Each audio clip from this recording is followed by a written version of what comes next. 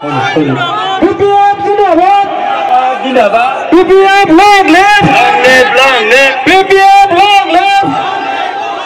हरामाले जिंदाबाद কর্মী যোগদান কৰিব সকলোকে আহিবৰ কাৰণে অনুৰোধ জনালো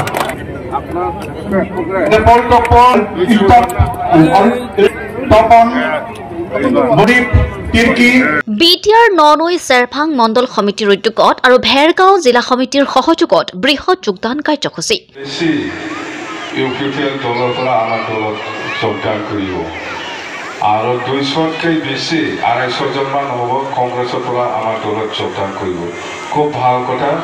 আমি আদৰি লৈছোঁ আপোনালোকক আমি একেলগে কাম কৰিব এই বিটিচি উন্নয়নৰ স্বাৰ্থত আমাক লাগে শান্তি আমাক লাগে একতা আমাক লাগে উন্নয়ন বিপিএফ দলৰ জন্ম হোৱাৰ মেইন উদ্দেশ্য বা কাম কৰাৰ মেইন উদ্দেশ্য এইটো আমাক বিপিএফ দলৰ একো নালাগে আমাক ৰাইজে শান্তিকে থাকিব পাৰিলে হ'ল ৰাইজৰ উন্নয়ন হ'লে হ'ল আৰু এই বিপিএফ দলটো সকলো জাতি জনগোষ্ঠীকে লৈ পেলাই বিপিএফ দল আৰু দলৰ উদ্দেশ্য সেইটোৱেই যে বিটিচি অঞ্চলত শান্তি থাকক বিটিচি অঞ্চলত একতা থাকক বিটিচি অঞ্চলৰ উন্নয়ন হওক সকলো জাতি জনগোষ্ঠীকে লৈ পেলাই আমি কাম কৰিব বিচাৰিছোঁ বিপিএফক অকল বড়ো নহয় সকলো জাতি জনগোষ্ঠীৰ মানুহ আছে দেই তো খুব ভাল লাগিল আপোনালোকে দুৰ্গা দাস বড়ো ডাঙৰীয়া কি ক'লে বুজি পাইছে আমাৰ ৰিহল দেৱাৰী ডাঙৰীয়াই কি কৈছে বুজি পাইছে আপোনালোকে কমলীয়াৰী বাইদেউ কি কৈছে বুজি পাইছে যে আজিৰ দিনত চৰকাৰে কি কাম কৰিছে ৰাইজৰ কাৰণে এইটো স্পষ্টভাৱে আপোনালোকক বুজাইছে ভাষাটো বুজি পায় না মোৰ ভাষাটো বুজি পায় হা সামনে যাব লাগব নাকি হা বুজি পায় অসমীয়া বাংলায় কোন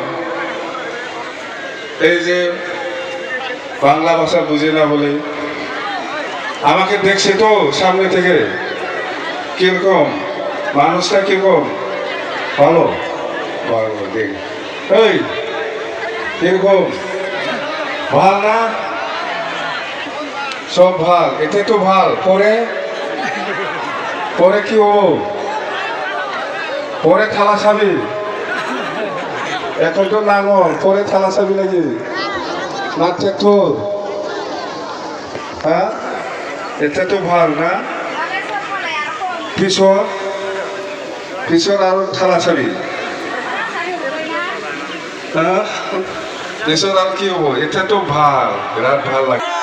এটা তো সবেই নাঙল পিছতো নাঙল 500 টাকা দিয়ে 5 বছর খাইলো হ্যাঁ 500 টাকা দিয়ে 5 বছর খাবো বিচাইছে 5 বছর কমপ্লিট হওয়া নাই হ্যাঁ এই রময় সিনাকি করাই দেবে ফেলে থালা সাবিছিল নাকি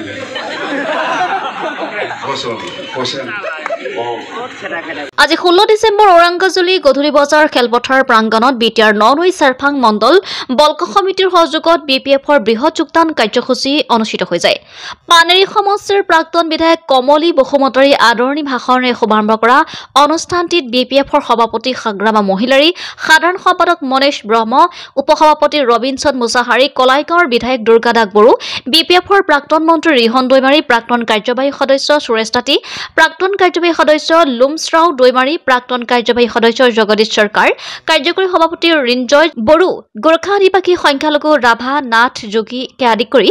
বহু জাতি জনগোষ্ঠীৰ কোখৰ সভাপতি সম্পাদককে আদি কৰি দলীয় কৰ্মকৰ্তাৰ উপস্থিতিত কংগ্ৰেছ নেতা পলটপৰ নেতৃত্বত 200ৰো অধিক মুঠ প্ৰায় 600 বিজেপি 1500 ইউপিএফৰ 400 লগতে অৰাজনৈতিক সংগঠনৰ সৈতে প্ৰায় 3000 লোকে আজি বিপিএফ দলত যোগদান কৰে প্ৰত্যেকজন বিটিচিৰ বাকি ৰাইজৰ অন্তৰত থাকে মই ভাবো আপোনালোকে ন্যায় পাব হাগ্ৰাম মহিলাৰী ডাঙৰীয়া ইতিমধ্যে ডিক্লেয়াৰ দিছে আমি সিডব্লিউসি সিদ্ধান্ত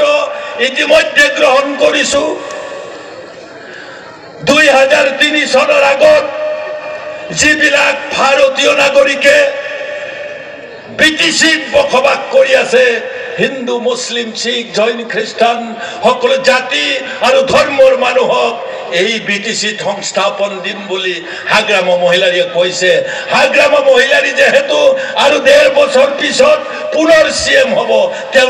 তেওঁ আপোনালোকৰ কাম কৰিম বুলি কৈছে। অথচ প্ৰমোদ বড়োৱে আপোনালোকক কি কৈছিল? 15 দিন আপোনালোকে আমাক বিজয়ী কৰক, UPPL-ক বিজেপিক জয়ী কৰক,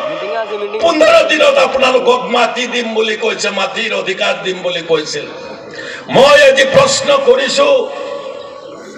যে প্ৰমোদ বড়ো আৰু ভাৰতীয় জনতা পাৰ্টিৰ যিসকল ইয়াত নেতা আছে, প্ৰমোদ বড়োৰ চৰকাৰ আকৌ ইয়াত গাৰ্জেন মিনিষ্টাৰ দিছে। তাৰ মানে প্ৰমোদ বড়ো গাৰ্জেন নহয়, গাৰ্জেন মন্ত্ৰী দিছে জিলাই জিলাই। হাগ্ৰামা মহিলাৰীৰ দিনত হাগ্ৰামী মহিলাৰী ডাঙৰীয়াই গাৰ্জেন, আমাৰ তাঁতীহঁতেই গাৰ্জেন, আমাৰ EM CLM সকলে গাৰ্জেন, আপোনালোকৰ গাৰ্জেন আছিলে। এতিয়া গাৰ্জেন মন্ত্ৰী চাপ্লাই দিছে ইয়াত। আৰে কি কথা? তেতিয়াহ'লে আমাৰ শিখ চিভিলৰ অধিকাৰ ক'ত যাব? এতিয়া আমাৰ কি অধিকাৰ নাইকিয়া কৰিলে নেকি? যদি পদে পদে আমাৰ অধিকাৰবিলাক পাবৰ কাৰণে দিছপুৰৰ পৰা গাৰ্জেন মন্ত্ৰী লাগে, এইটো কেনেকুৱা কথা? মই সেইকাৰণে অনুমান কৰিছো যে এতিয়া প্ৰমোদ বড়োৰ চিম্বল হ'ল ট্ৰেক্টৰ। ট্ৰেক্টৰত ডিজেল নাই, তেল নাই। তাৰমানে প্ৰমোদ বড়োৰ ট্ৰেক্টৰে বিজেপিৰ তেলেদি চলাবলৈ আৰম্ভ কৰিছে। বিজেপি নহলে প্ৰমোদ বড়োৰ ট্ৰেক্টৰ নচলে।